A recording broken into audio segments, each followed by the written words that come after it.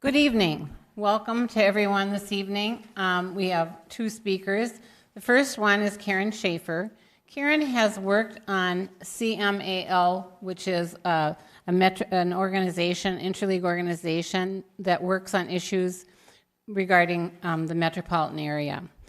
And so she has worked on this topic, on this subject for about 6 years, which is, and really, I want to testify to how hard she works. She's a very hard worker. And she's going to give just a brief talk to introduce you to what this is and how it works. So thanks, Karen. Come on down. Is there a prize? I'm sorry. Oh. No, the prize is to be here with ABC League. So my name is Karen Schaefer, as Sue said, and I have been working on. Whoops, mic check. Mic check. Is Mike here? Mike? Working on CMAL for 12 years, but I've been in the Roseville area, League of Women Voters, forever and ever and a day. Even before Mindy Greiling was famous. We still had League then, and I've been in that league for many, many years. But I've been working on the Metro Area League organization, and my purpose tonight is to take about 15 minutes and introduce everybody in ABC League to our organization, because we're one of your sister leagues. We are the League of Women Voters, but we're not the state, and we're not the local. We're just kind of that slice, that sweet slice kind of in the middle. And you can see on that title slide, we are officially called Council of Metropolitan Area Leagues of Women Voters. It's like many syllables. And we typically go as CMAL, which is a very unattractive acronym. People call it CMAL, which sounds vaguely dangerous. But it is CMAL, we might consider rebranding. But the thing that I would point out to you is this organization was created in 1962. And so we're about like 55 or 56 years into this project.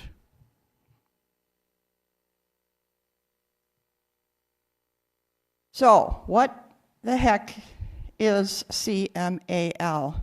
And this slide is defective because it doesn't say on this slide that it's part of the League of Women Voters, but it is. We are a nonprofit membership organization.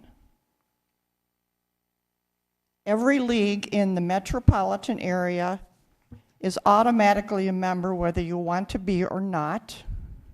It's very undemocratic in that respect. And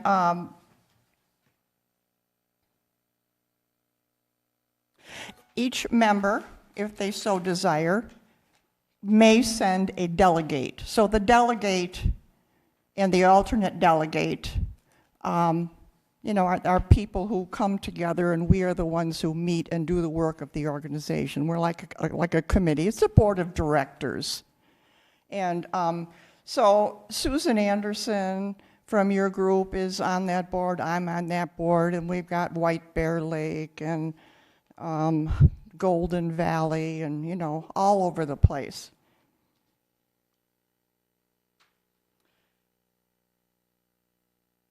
So the purpose, and the purpose will sound familiar to you as you are members of the League of Women Voters. So our purpose is to promote political responsibility through informed and active participation in government, and to increase the knowledge and effectiveness of the members. Hello, we're the League, but here's our calling card: in the field of area-wide governmental issues. And so this organization was established to focus on metropolitan area-wide issues, not the state issues, not the local issues, not the national issues, but the metropolitan issues, the 7 counties of the metropolitan area. And you will see that we predate the actual Metropolitan Council. Metropolitan Council was not established until 1967. And so this organization, this league organization, was busy as a bee, busy as bees. Golly, they were busy in that period immediately prior to enactment of the statute that created the Metropolitan Council. So, what is the connection to our organization with the League of Women Voters of the state and the League of Women Voters of the U.S.? We're not really part of either, and we're not run by either. We are truly independent. We were established with the concurrence and agreement and participation and help of the state league at the time. So it's not like it's a renegade organization. And we are also recognized by the national organization as an interleague organization, an ILO. There's about 30 or 40 of these around the country. There's another new one in our area, the Upper Mississippi Watershed Clean Water. Lynn Marcus from our group is also, and Gretchen is on that. So they're another example of a League of Women Voters organization that reaches across municipal boundaries to address public policy issues of interest to the League. So what do we do? Over the 55 plus years, conduct surveys, publish reports, hold conferences, lobby, adopt consensus positions, host and co-host educational meetings, panels, and speakers. Everything that ABC League does too. And if you're interested in the publications, they are particularly impressive. Over the 50-some years, they've got a list of about 40 original studies and publications, all addressing metropolitan area issues.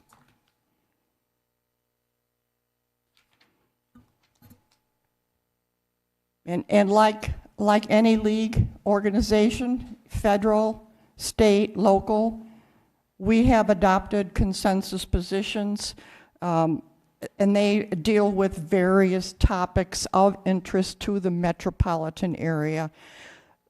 Most importantly, Metropolitan Council governance, a currently hot topic at the state. Fiscal disparities, school integration, water supply, aging, transportation, environment, county government, and land use. So we have developed over the years consensus positions, and not so much recently, but in the 60s and the 70s and the 80s, the CMAL delegates, they lobbied a lot at the legislature and at the Metropolitan Council and the Transit Commission and the Sewer Board and the other regional entities.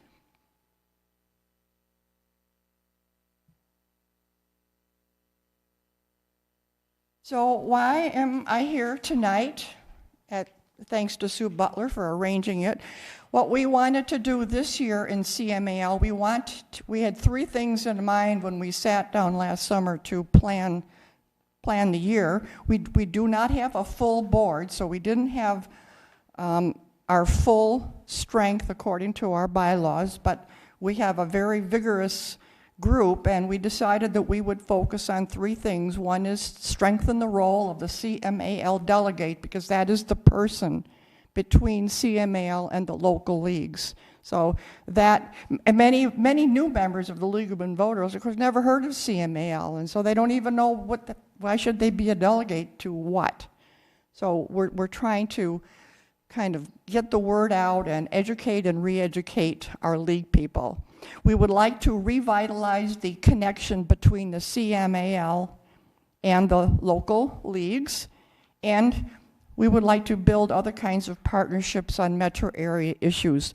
This year we did have two partnerships. We had a program with the Roseville area in the fall on affordable housing, a very successful program. And then a few weeks ago, we partnered with Golden Valley and Crystal New Hope East Plymouth and CMAL, and we put on a presentation on metropolitan governance issues on these questions about the Metropolitan Council and how it should be run. And we had speakers Chris Gerlach and Steve Dorfman give a very, very spirited presentation on those points of view. So we've done partnerships are something that we will need to work on more. And so I put the question to you, my league friends, are there metropolitan area issues of interest to you and to your league? Are there issues that you think that the CMAL should study anew, or some of our old studies that we should update? Are there programs, metro issue programs that you would like to put on where we could be the supporting partner? That actually used to be done. You know, one of the things I'm doing is I'm writing the history of CMAL, and I am reading everything they ever wrote. And I'm really tired. And so I read half of the materials at the Historical Society, and the other half is in my living room.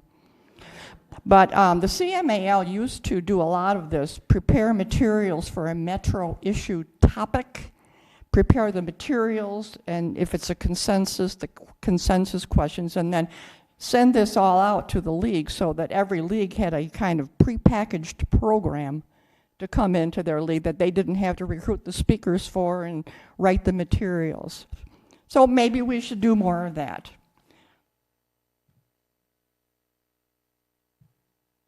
So now I have an invitation to extend to you.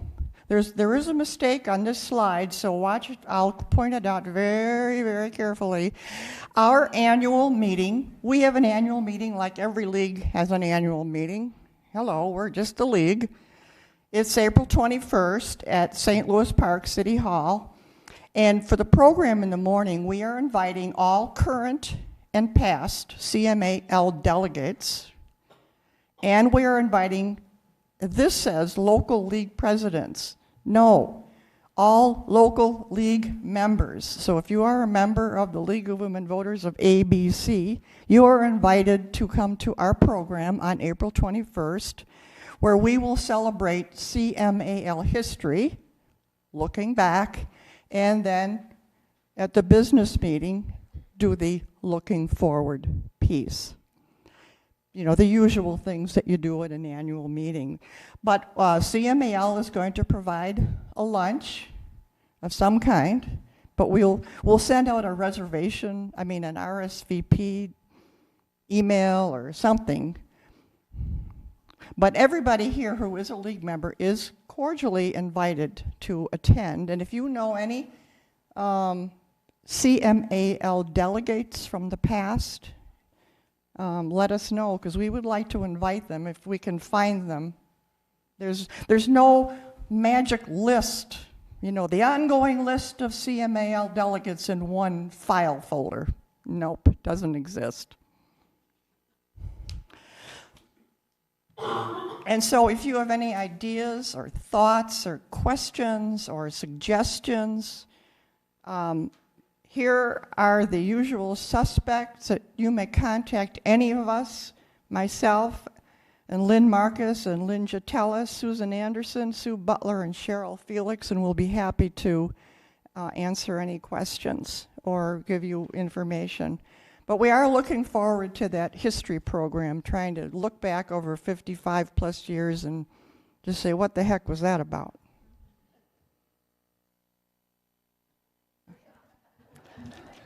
So you must have worked on the publication that was called Everyone Into the Water?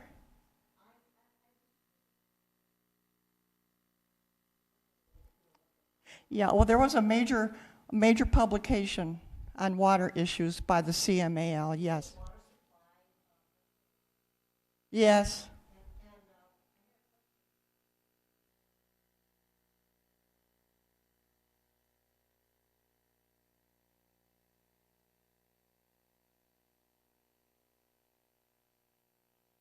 I know that in terms of politics, there is talk here and there about expanding the metro area from 7 to more counties. We at CMAL, we haven't really gotten it. You know, in all honesty, it's tough to cover 7 counties, you know, and we are a little slow on the technology. You know, we need to have virtual meetings, you know.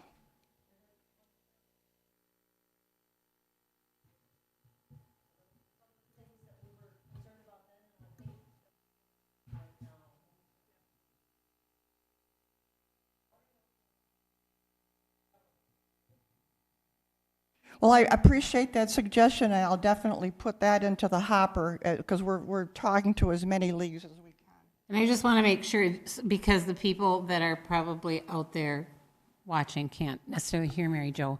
So Mary Jo brought up the point of water, not recognizing boundaries and having us consider an 11 county region. We haven't discussed that, but I encourage you to come to our annual meeting and raise it, because we'll take all suggestions and consider them. She is right, though. We have a hard time getting together. Gretchen. I see that you're adopting a program plan and you take suggestions. Yes. What? Go ahead. We are going to, for when we go for our next year's program, we're going to be into the hopper. We've got any ideas we pick up in our meetings with our local leagues, and we also had a big delegate survey last year. We have all of that, and then whatever discussion we have on the morning of the 21st would be, you know, everything, you know, more suggestions the merrier. Wes.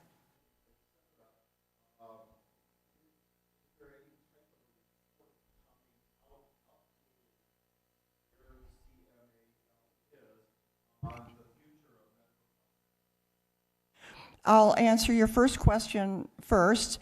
Currently, we do not have any process for regularly lunching with Met Council members. Historically, in the early days, 60s, 70s, and maybe even into the 80s, that was very common. Every January, there would be an actual luncheon where the CMAL would host it and Met Council members would attend. So that used to happen.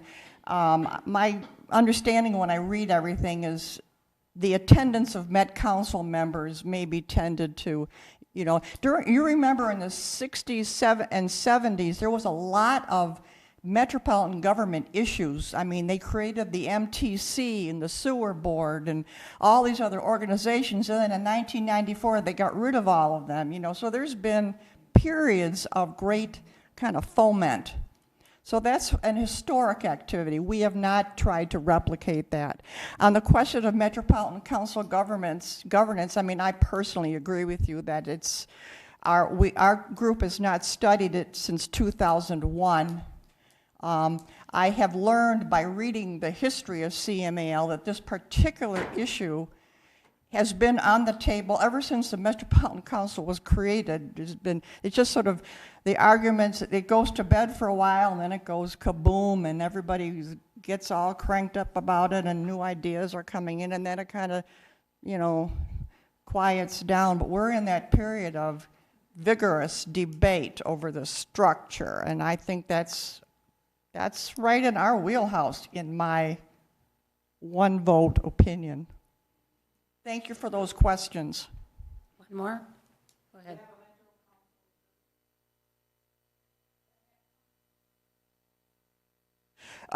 There used to be a Metro Council Observer Corps, which was amazing considering they watched the council and the Metro Transit Commission and the Sewer Board and the Parks and Open Space Commission.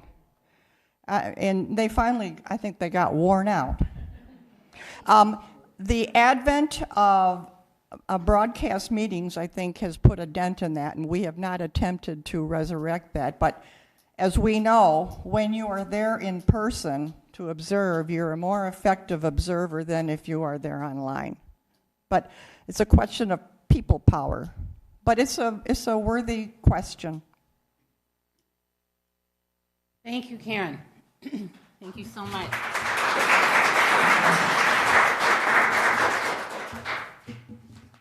As I said, Karen has worked really hard, and what I was referencing was reading 54 years of history. Well, finding 54 years of history and then reading it.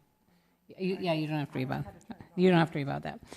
I'm very happy tonight to introduce Annastacia Belladonna-Carrera. Did I say that right? Yes. And she is the Executive Director of Common Cause. She has a lackadaisical educational history.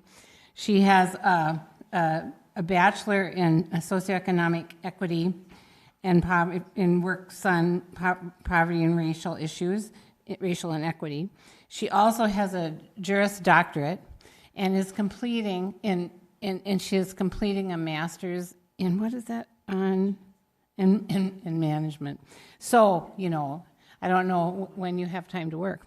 But her primary focus has been on getting, having access to government for all of us. And so I'm very proud to introduce her tonight, and her topic is going to be on redistricting, which is a subject that needs to be dear to all of our hearts. So thank you, Annastacia.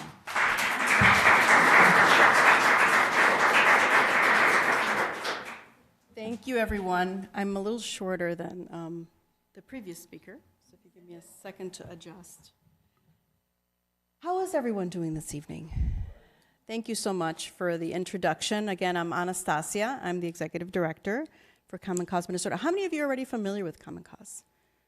Awesome. How wonderful. Usually, I ask that question so that I can tweak my presentation on Common Cause. I won't go that much into the weeds.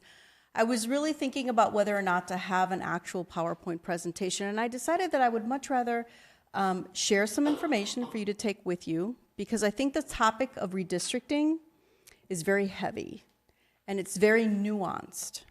And so it's kind of tough to do a walkthrough of this nature with just a PowerPoint presentation. I think that at this moment in this process, the viability of really moving forward some significant redistricting reform is more likely than not. And as such, I think that it's really well worth the investment of taking time to read through that primer. So before I get started with just a little recap of who Common Cause is, I just want to make sure everyone has the documents that I'm referring to. So the first document has the proverbial fish, and those of you that are watching and do not have this information, you can just email or look me up at Common Cause Minnesota, and I'm happy to send you that information.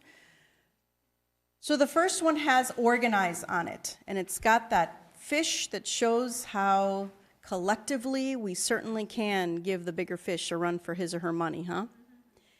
And what that does is that it also highlights a little bit of what we did around public campaign finance last session as part of our democracy convening table and a lot of our allies and partners in Minnesota, because much like this little fish here, we can't all do it by ourselves, right?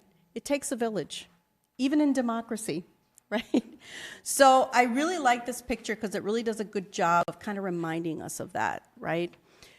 On the back side, what you're going to see is some little action bits that you can do. Most of them, except for one or two, can be done in literally less than 15 minutes. The other sheet is one of my favorites. This sheet is actually something I pulled together, and it's a little factoid page, sort of, a visual of how to get on the abyss that is our legislative website. How many of you have tried to get in there?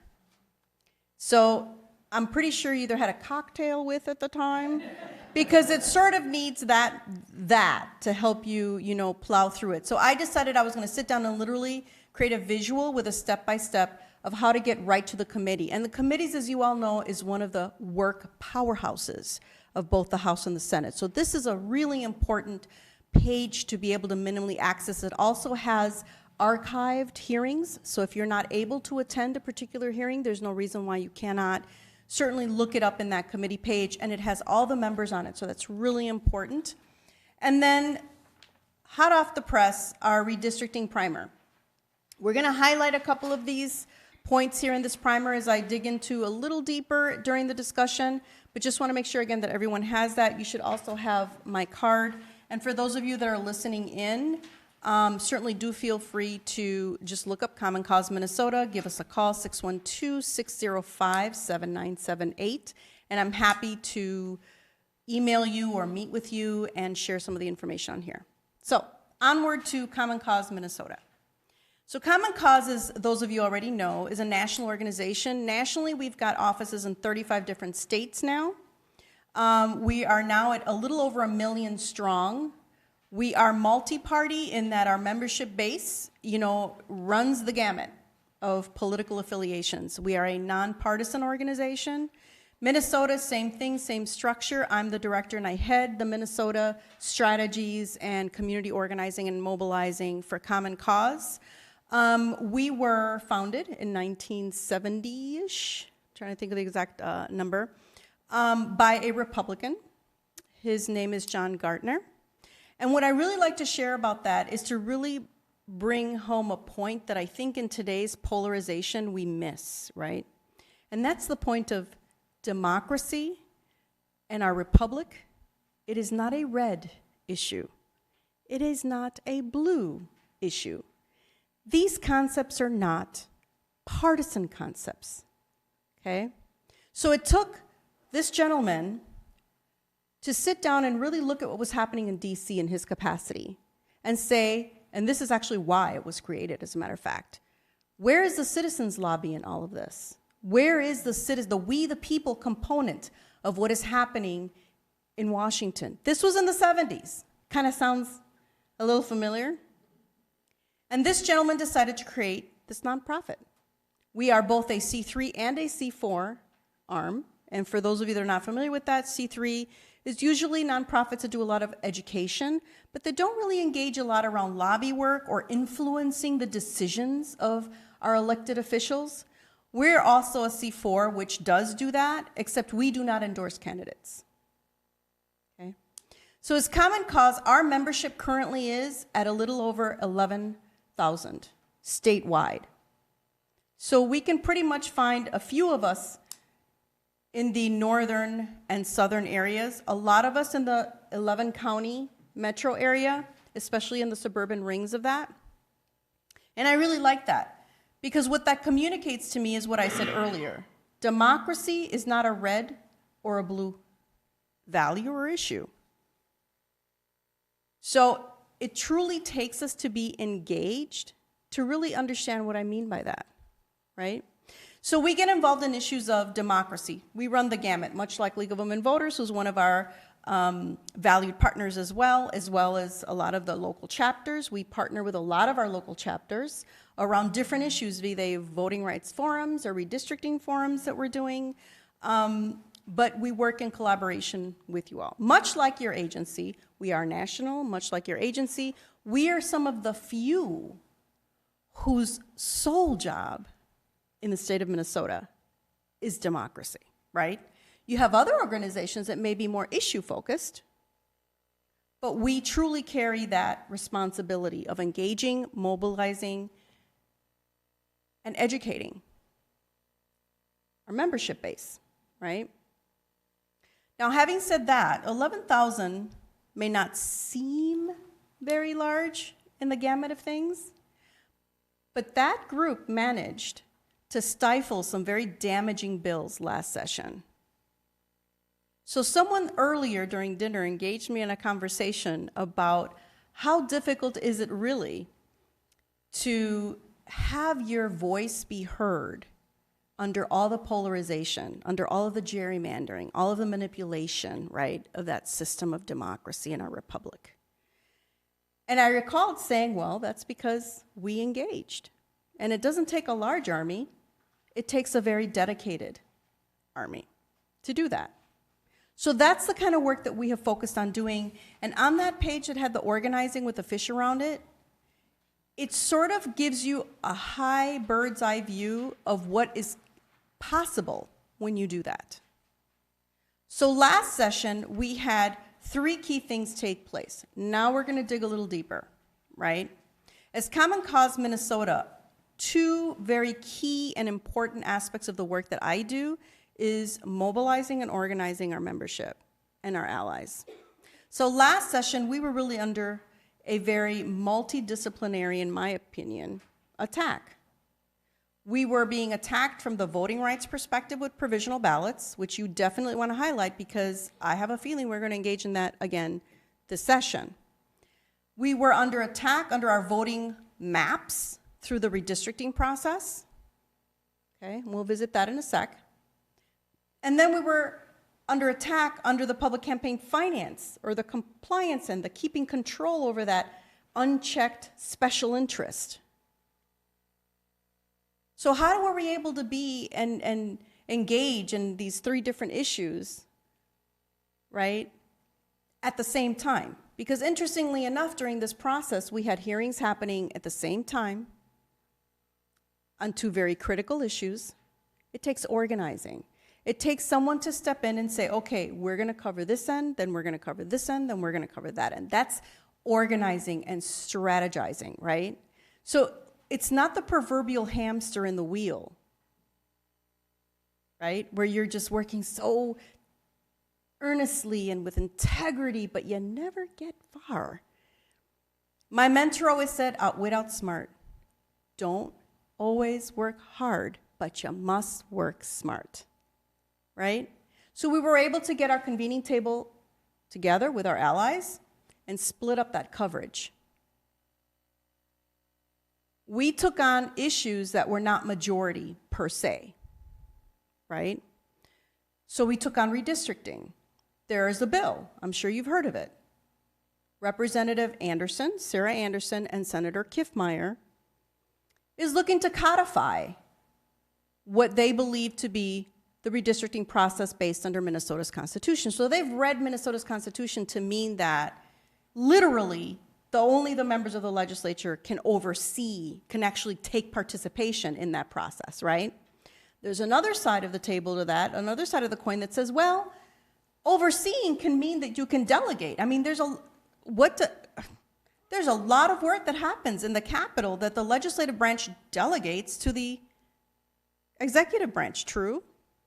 Not everything is so literally interpreted as such. And so we believe that that too should not be literally translated.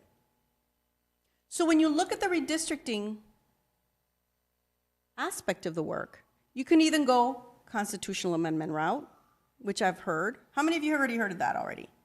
I get a lot of that. I get that asked a lot. Annastacia, do we need a constitutional amendment to be able to move forward with redistricting reforms? Yes. Because our Constitution does speak to that and not clearly. So to clarify that, you would have to move forward with it. So the bills that you see right now from Representative Schultz and Senator Isaacson proposing an independent redistricting commission that encompasses retired Supreme Court justices, right? 2 from the majority lead of both the House and the Senate, 2 from the minority lead, same, House and Senate. The 4 get together and elect a 5th, which is pretty much how the Supreme Court has been doing it traditionally, true? Okay. So that says, well, hang on, that model still allows for the legislative body to vote on that bill. The model, not how we've done it in the past, because in the past the judges have, right, stepped forward because they haven't been able to come to an agreement. True?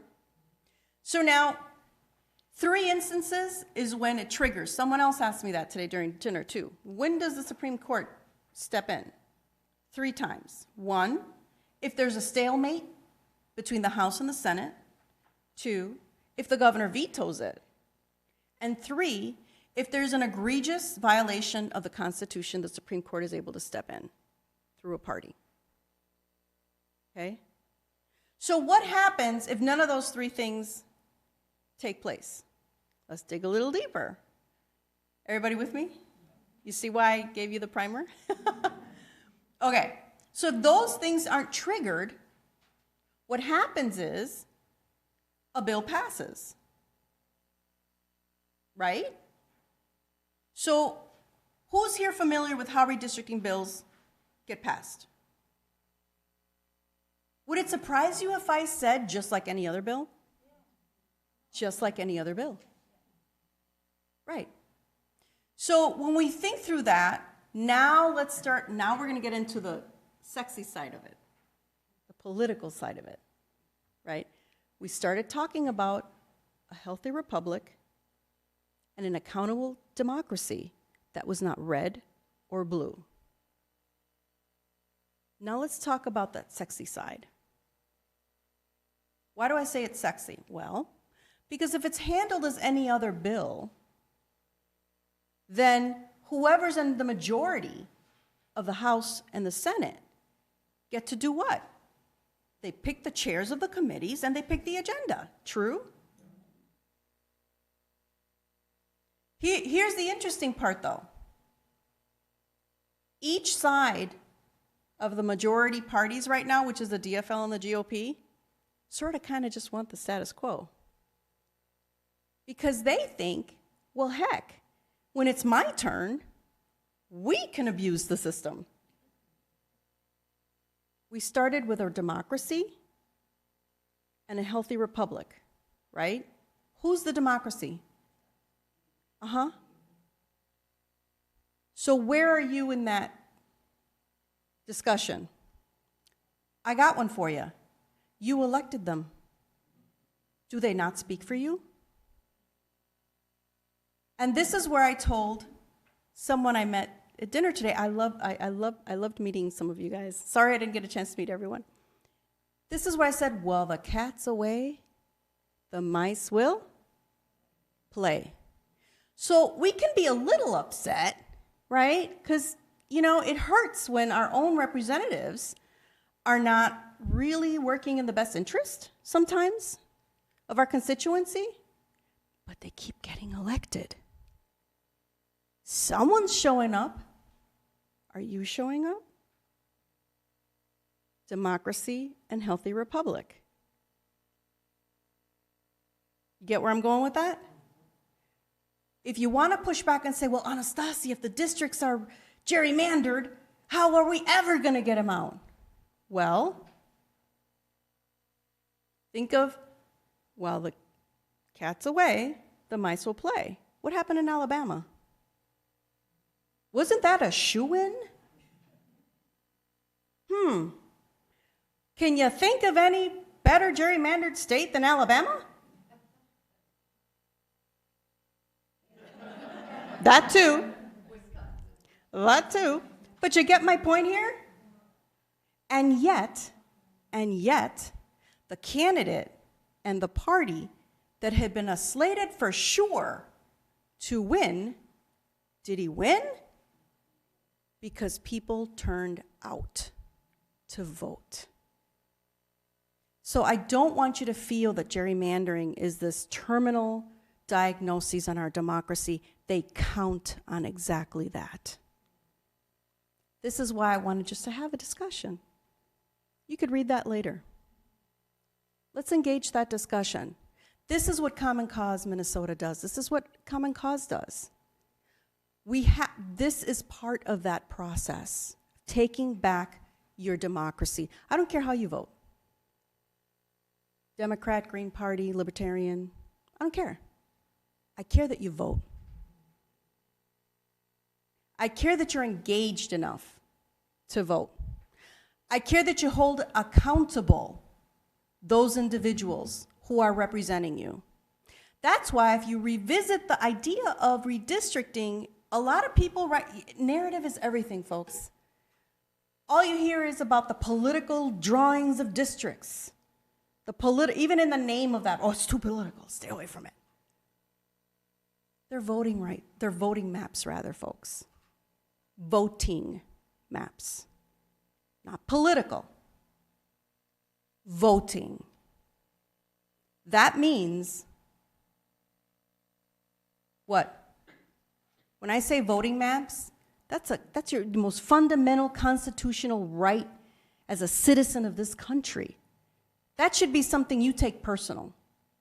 And whether it's a DFL or a GOPer, not being responsive to you within your district, your vote is your voice. Vote them out. That's a healthy Republican democracy. It doesn't matter what side they're on. True?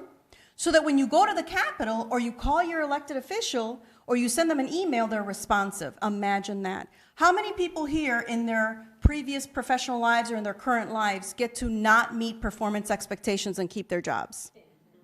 Because your boss liked you. You seem like a nice person.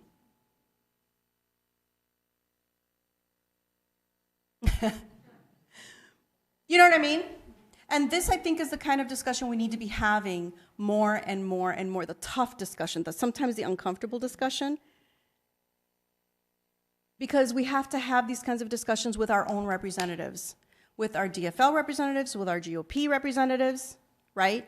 And if at the end of the day, if I get in that car and I drive off and you do that, our democracy moves forward, regardless of what side you're on.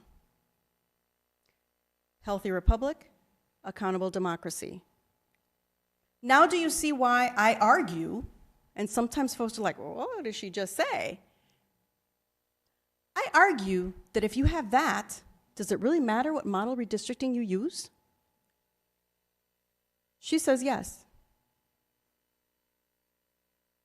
If you did what I just told you, we got elections coming up, folks.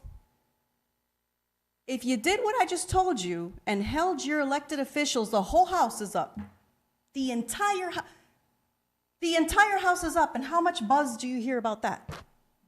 Zero. Incumbency is an issue in the state of Minnesota. Incumbency is an issue. You keep it quiet, no one will ask about it. I haven't really heard a lot of sexy buzz around the entire house. That's a pretty powerful. You all are sitting in one of the most powerful positions you could possibly sit a few months from now. Your vote is your voice. If the folks that are at the Capitol really absorbed that, right, and listened to the constituency and not whatever special interest might be or might not be in the pocket, whatever self-interest, whatever party interest might or might not be in their pocket, right? Would it really matter whether we had the legislative body representing us in that redistricting process? I would argue it would not matter. You know why I would argue that? Because they would understand that they are truly reflecting and representing their district. Not just the GOP side of the district, not just the DFL side of the district, their district. Do you understand why I challenge myself with that every day? How can I get more and more people to see that? Not because we're not working redistricting, because by the way, between now and 2021, that is all we're doing at Common Cause. In fact, Saturday we're launching our census, that's kicking off our whole campaign. We're having a census conference at the University of St. Thomas. I brought the leaflet, sorry, I forgot to mention that earlier. But, okay, because that's how committed we are to that process. But I can't just kind of gloss over that and run to the how do we fix it side without first having this discussion around who truly holds power in this democracy. No, we do. Not supposedly. We do. There's no question. Who has questions about that? No, we do. This Constitution guarantees me that. I dare anybody to take that from me. Does it look like I play? Do you know what I mean? But we need to have, again, I can't emphasize that much. We need to have these discussions more and more. It's important to find out who's out there and what we do and what have you. You can Google that. What's more important is to hold these kinds of forums and allow people like me the opportunity to just have this discussion with you, make myself available, work with other groups, not just inside of your own group. Look at that fish picture. They count on an environment, and when I say they, let me be clear, special interest from both sides. They need a disengaged voter. They need a voter who feels overwhelmed. Without that, they can't move their agenda. They need people to say, these Republicans, or these Democrats just want to throw money at everything. They count on you not finding common ground. Change happens when there's common ground. Change does not happen when people dig in their heels on their respective sides. That means that some of you may need to have that uncomfortable exchange, not uncomfortable in a terse way. I mean uncomfortable in that it's always easier to approach and have a conversation with someone who thinks like we do. But what about having that conversation with folks that may not think the way you do?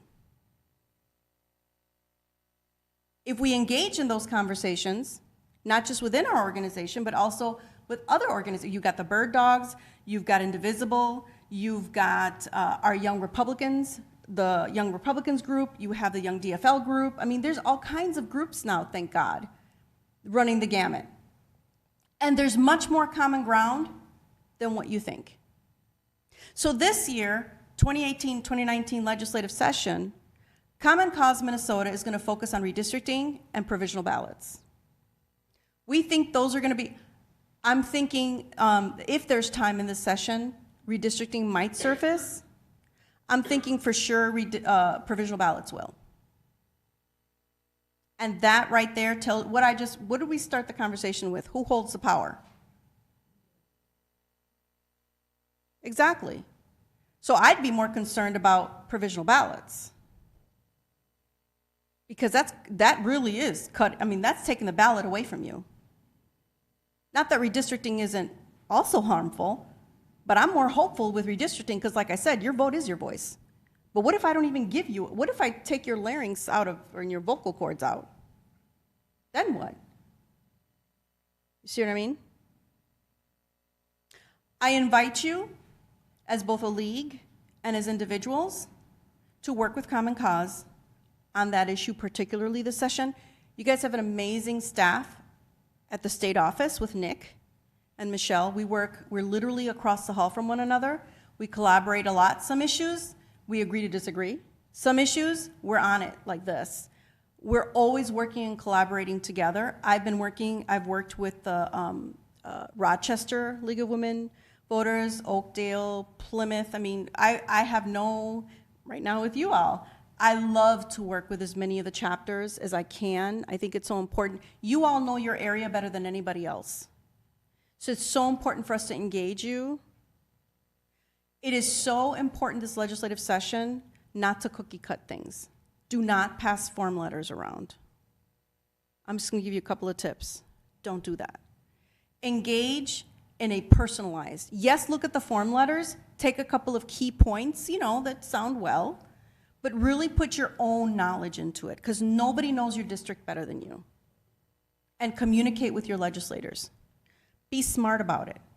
If you can't be there to testify, email, write your written testimony, send it to the committee administrator, CC the chair, CC the ranking minority lead, and CC other key members, in the committee that you think would be open to your view. Ask that it be entered into the record. They will do that. But that will hold people accountable. You know why? Because I'm up at the Capitol a whole lot. Do you know how many times I've heard both sides say, well, if the community cared, if the constituency cared, and there's an empty room or only us lobbyists there. When that happens, they're no longer really accountable. They can tell their constituents, well, I didn't know. I didn't hear anything. So I just exercise my best opinion or because they're humans. I mean, these folks, by the way, I have yet to meet a member at the Capitol that's an elected official in our House or Senate that wasn't really trying hard. Honestly, these guys work hard, but they're human, just like everybody else. You need to engage them, call them, email them, set up a date to go and visit with them, right? Get to know them. When you get to know people, their defenses go down, and they get to really hear you, listen to your message instead of, here's the league again. Or Common Cause is coming this way. Do you know what I'm saying?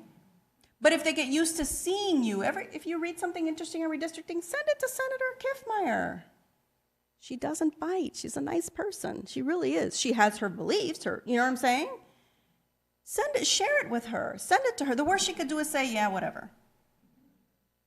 I've sent her stuff, and she's always thanked me.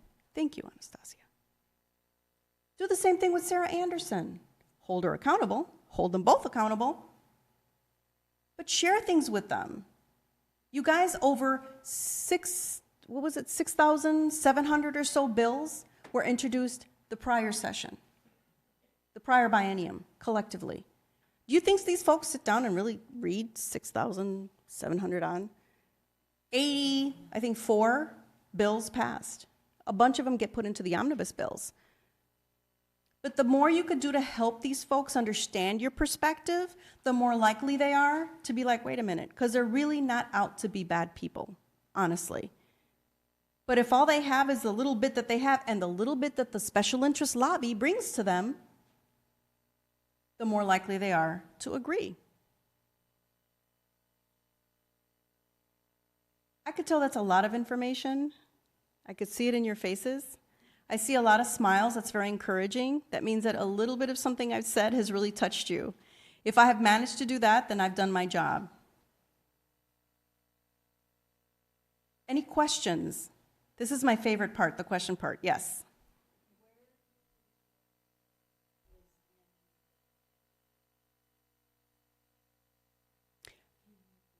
Sure. She wanted to know, where do we see the proposal for redistricting, the approach that Senator Kiffmeyer and Representative Anderson, it's the same bill that they had pushed last time, and it's standard redistricting principles that, in my opinion, are somewhat vague. And there is really no model. It's just only members of the legislature can engage in the redistricting process. Nobody else, no independent citizens commission, nobody. And no, a bill doesn't have rationale. So, but understand that this is the dangerous part of that. 5 people, folks, 5 people out of 201, one of which is not a member of the legislature, negotiates and makes deals at the end of the session. The governor or his delegate, right? The ranking minority lead and the ranking minority lead in each chamber. 5. Have you ever heard him discussing any of the deals? Do you even know what exchanges or deals were made? It's a behind the door. You know why it's behind the doors and basically in secret? Because the legislative branch is not subject to open meeting laws, and they are not subject to data practice. That's the dangerous part of having the redistricting bill being handled only by members of the legislature, because it would be handled like any other bill, and any other bill is potentially negotiated behind closed doors with no accountability, because each side can do this. Sound familiar? Yes.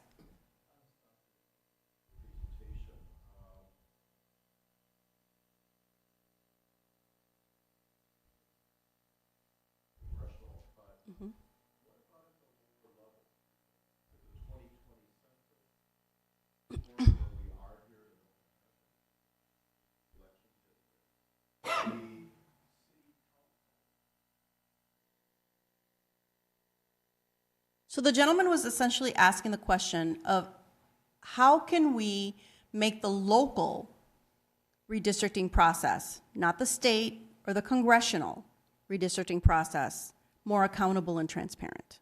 Fair? This is what, I'm going to share with you our strategy in moving some redistricting reforms at a state and at a congressional level, local, through resolutions, through these bodies. So as we would move for a redistricting reform bill at the legislative level, you all can move local resolutions. And some of your allies might be like human rights commissions that are local, chambers that might be local. It's thinking outside of the traditional spectrum and who those allies could be, but you have to go through the local process to move those resolutions, right? Because that's the due process aspect of it. If you want more, actually, if you want a little more detail into that, you've got my card. Give me a holler. I'd love to share more. There's like a lot of other information I can just send you because it's wonkier that way. But I think to answer the general question, it has to go through that local mechanism of due process, right? To be able to have that resolution formally, be it through city council, be it through the county, be it through the Human Rights Commission.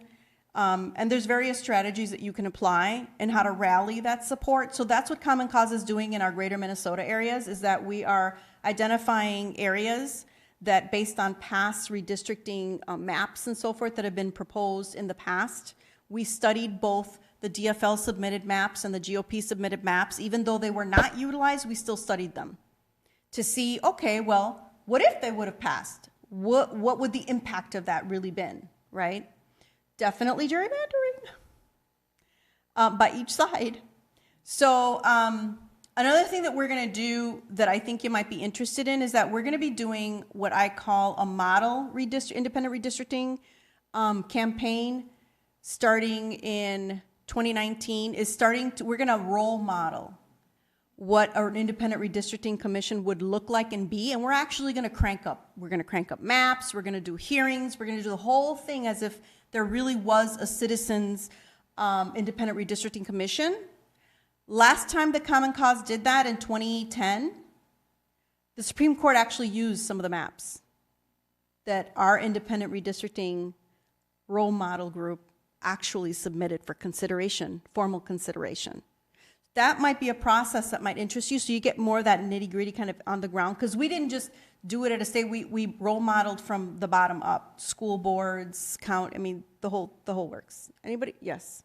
The concern is, it seems to me that the census itself is very important as the basis to start with all this. Absolutely. And I'm told that we don't have the money, or we're not allotting the money to allow for a good, sound census.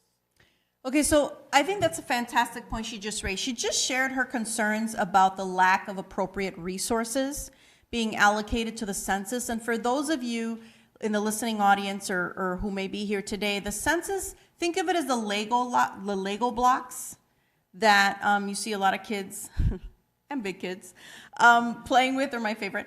That is how the census information is utilized to help define what those voting maps are going to look like, right? So to her point, it's very important to count people because of the apportionment process. That's why we do a census, and it's constitutionally mandated, right? And the apportionment process is the process by which you take 435 congressional seats and you divvy them up, right? X state gets X, and there's a formula. And if you come to the census conference on Saturday at the University of St. Thomas, we're going to get into that, real down to the nitty-gritty of that apportionment process. So what it does is it not only sets the apportionment, but what do we said about your vote is your voice? Right? It is. But if you're not counted, right? To her point. So then hang on a second, Annastacia. Something that is benign, which it is, the census, it's benign. It is not a political process. It is simply counting heads. It is currently being politicized by wanting to only count citizens in the definition of who counts, right? So there goes, our folks that have visas. There goes our folks that are legal residents. There goes a whole buffet of folks, not all of which are undocumented individuals, which is kind of the fear-mongering that we have now, right? Look at that. It's an omen. Did you hear that? Okay, right? So back to her point, now there's special interests trying to warp that system so that it is politicized at the cost of your fundamental right to vote and be heard. That's how democracy is impacted. That's why people are like, Annastacia, your conference name is, 2018 Census Conference, count me in, redistricting and democracy. Whoa, I'm confused. What does the census have to do with redistricting and democracy? Wow. Everything. It's not just a form. It's not, get that out of your mindset. It is not just a little bubble form, right? We're moving towards more of an automated online system. Well, what about our broadband issues in greater Minnesota? Now we're getting rid of all our folks in greater Minnesota too? Don't they count? There's safety issues. We're going to talk about that at the conference. Is my information safe? Is there a risk, right, of me participating in the census? Who's going to have access to that? That's why we're kicking off our redistricting campaign with the conference on the census, because it is the foundation of our democracy, literally the foundation of our democracy. It is currently underfunded. It doesn't have, the U.S. Census Bureau does not have a director. It has not had any test runs. There has been no test runs except for Rhode Island, who they've identified as the sample. Now, how many of you here remember MNsure? When folks tried to access the system to register, what happened to that?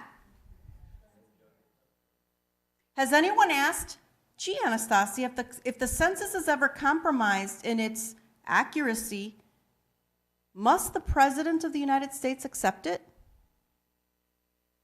Look at her face. Must it? Have you asked yourself that? No, he or she must not. Because the U.S. Census Bureau submits that information to the President under the Constitution, who then certifies and accepts that data. Did you hear what I just said? Yeah.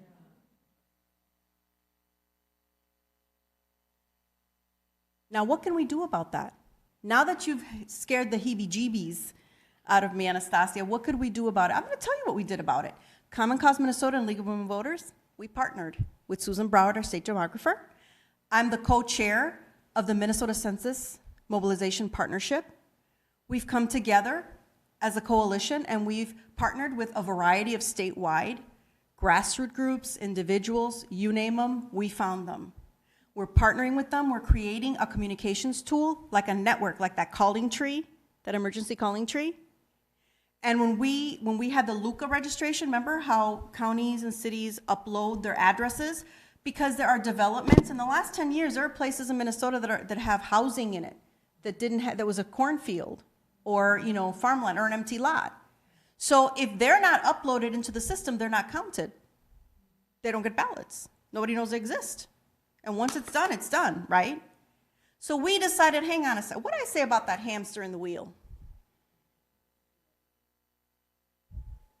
She said smart, not hard. Do I look like I have an army? No. But I tell you what I do have, a handful of very determined and committed democracy champions that said, hang on a second. Let's look at this differently. I called in Nick.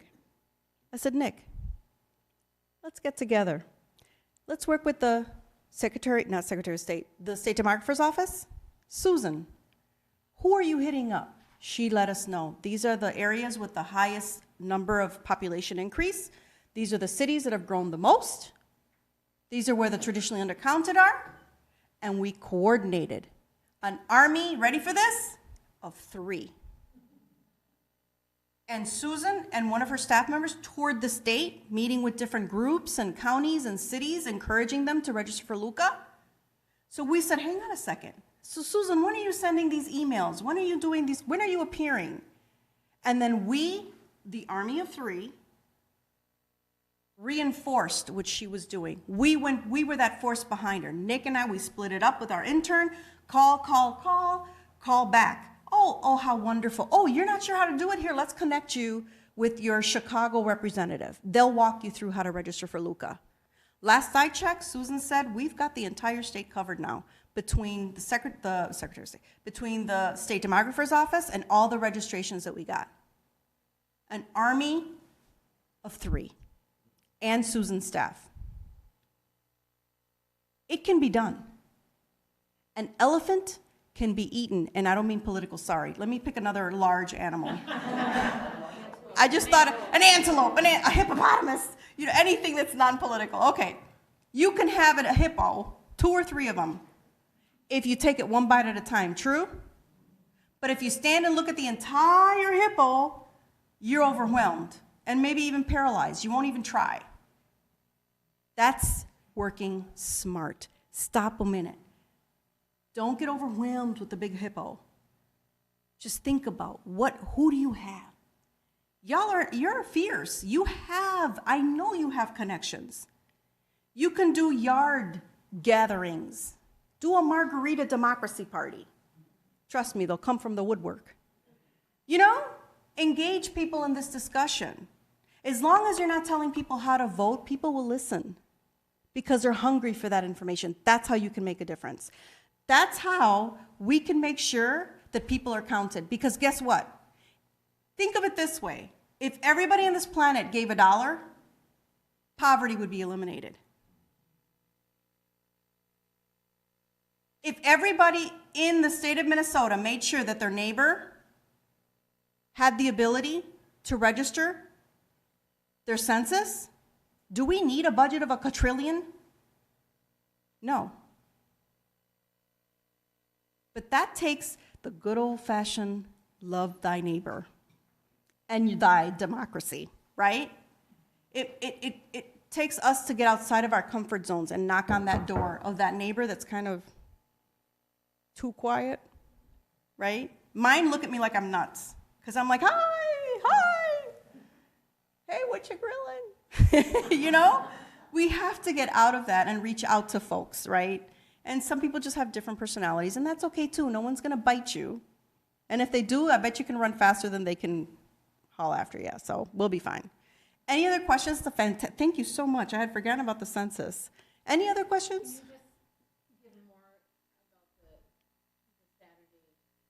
Oh, the census? More specifically. Yeah. Okay, so how many of you are familiar with the University of St. Thomas and where it is? It's right off Summit. Okay. The O'Shaughnessy Education Auditorium, or the Education Center Auditorium. I should have to say the whole word because I found out that St. Kate's has an O'Shaughnessy Auditorium too. Not there. The University of St. Thomas. It's an all-day program. We have lunch for folks. If you go on our Facebook page or you email me, I will register you for it and make sure you have your lunch ticket. Registration starts at 8:30, from 8:30 to 9. At 9 o'clock, we kick off the program. I'll give you a quick overview of the program. Susan Broward is going to be presenting on the demographics and the data around state of Minnesota. She's clearly Minnesota's official census coordinator. She's really going to dive deeper into that and what relationship that has to redistricting. Then, I'm trying to think of then we have Jason Kander. He is the president of Let Us Vote. He's going to be talking about particularly how best practices in getting out the vote can be used to get folks to do the census. Because doesn't it not impact the same people? So we're going to explore that with Jason. Okay. After Jason, at this point, after Jason, we're either going to have Mayor Fry talk about the local, to the gentleman's earlier point about how do we do the redistricting. So he's going to speak about the census, the local redistricting process, or how he as mayor relies on either the American Community Survey or the census to impact programs, to impact services, to impact planning, your day-to-day quality of life. Right?